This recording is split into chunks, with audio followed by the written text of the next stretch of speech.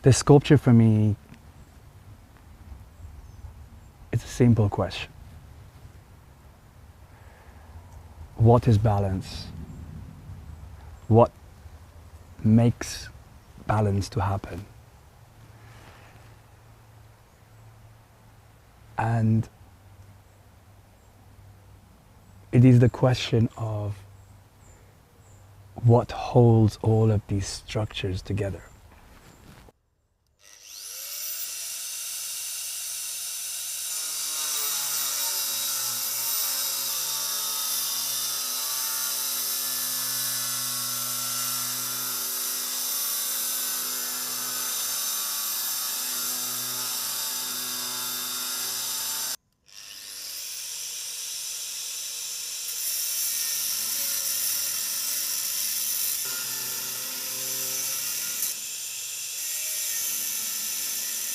There are opposite forces always working in balance. You know, there's dark and there's light and there's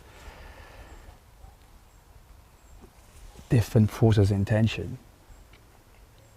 But I think it's observing and seeing all of it together is what creates the balance within me.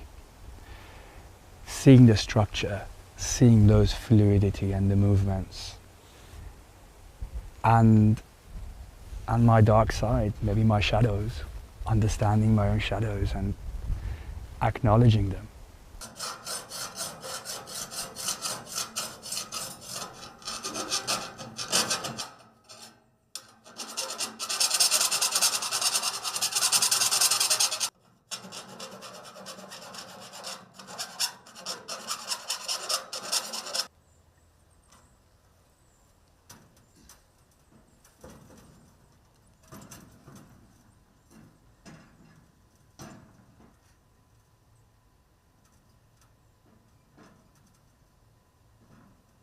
What artist does is done when the piece is finished. Talking about the work is, if I could talk about it, I would write about it, and that will be it. I'll be a writer. I couldn't talk about it, therefore I made it. I couldn't tell you how I feel about balance, therefore I tried to create balance. Balance doesn't come easy. That balance comes through challenge, and this piece is a lot of challenge.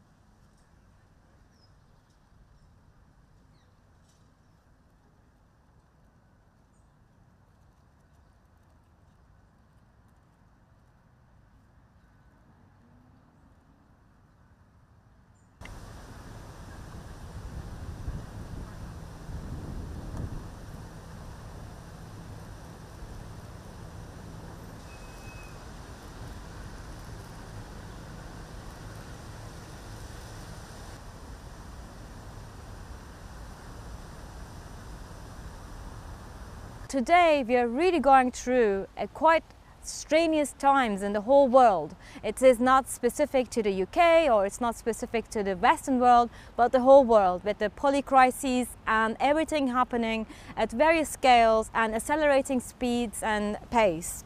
So I wanted this year's edition to also be an invitation for the visitors alike to come to the park and not only kind of explore their shadows that is cast onto the landscape, but also metaphorically from literature, from psychogeographies, to look at their shadow selves. What is it that they are actually not really wanting to see, avoiding?